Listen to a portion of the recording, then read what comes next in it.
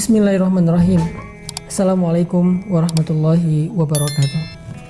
Saya ingin menyampaikan beberapa nasihat dari ulama untuk kita semuanya yang merasa pernah meninggalkan sholat, atau yang sampai hari ini masih mengabaikan sholat, masih sering meremehkan ibadah sholat. Para ulama menjelaskan banyak sekali ayat-ayat dan hadis-hadis tentang ancaman dari Allah bagi orang yang meninggalkan sholat. Bahkan kalau kita membaca di dalam rukun Islam, sholat itu termasuk rukun yang kedua setelah syahadat.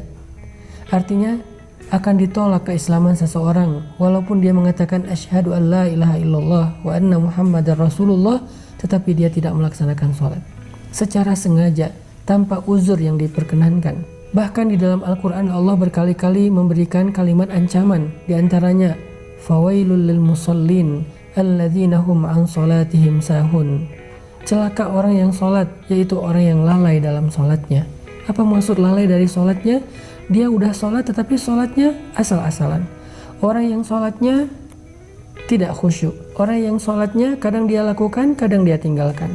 Orang yang sholatnya buru-buru tidak memenuhi rukun. Orang yang sholatnya yang gak benar wudunya atau bersucinya. Bagaimana dengan orang yang tidak sholat?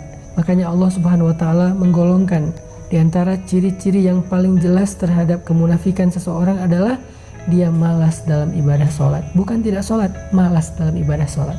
Allah berfirman di dalam surat An-Nisa, wa idza qamu ila shalah qamu kusala. Kalau mereka berdiri untuk sholat, mereka berdiri dalam keadaan kusala, bermalas-malasan. Mungkin kita sholat, tetapi apakah sholat kita termasuk bermalas-malasan? Bagaimana dengan tarawih kita? Apakah termasuk bermalas-malasan? Kita mencari tarawih yang paling cepat, yang hanya dalam hitungan 15 menit selesai 20 rakaat atau 11 rakaat? Jangan-jangan kita termasuk orang yang sahun walaupun sholat, lalai walaupun sholat. Jangan-jangan kita termasuk orang yang kusala, orang yang bermalas-malasan walaupun kita lakukan ibadah itu.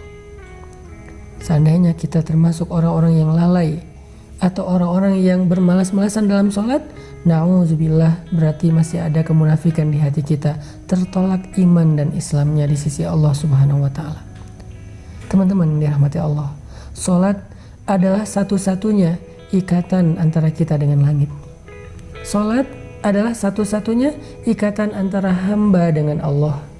Sehingga ketika kita meninggalkan sholat satu kali saja, berarti kita telah memutuskan ikatan kita dengan Allah.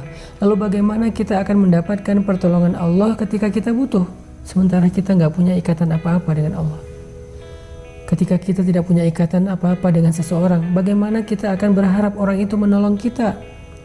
Seorang perempuan yang tidak punya ikatan apa-apa dengan mantan suaminya, bagaimana dia akan meminta nafkah kepada mantan suami itu? Begitu juga kita dengan Allah.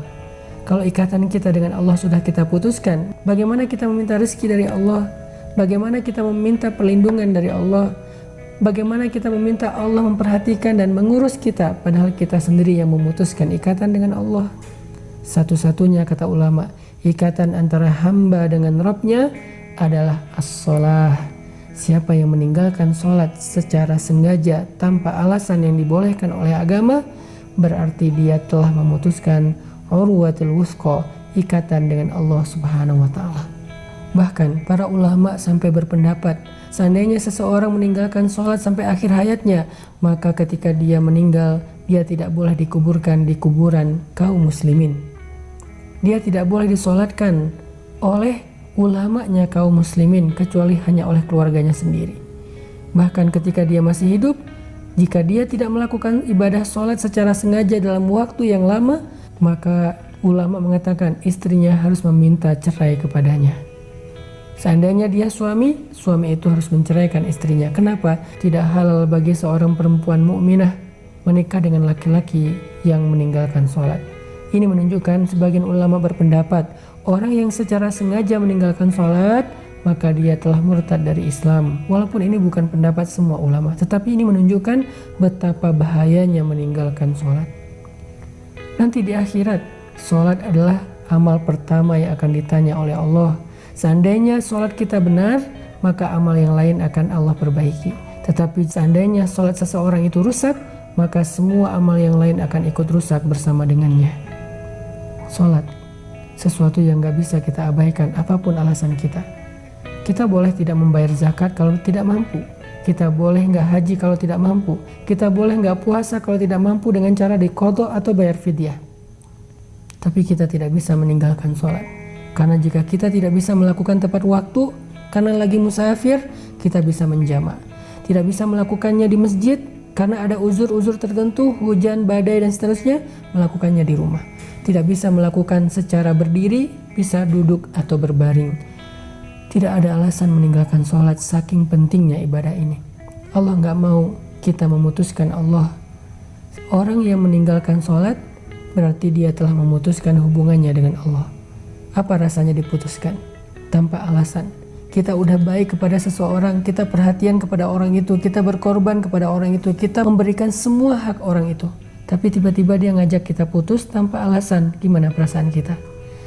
Begitulah perasaan Allah ketika hambanya memutuskan hubungan dengan Allah dengan cara meninggalkan ibadah sholat. Padahal Allah selalu memberikan kebaikan dalam kehidupannya. Jangan putuskan Allah dengan meninggalkan sholat.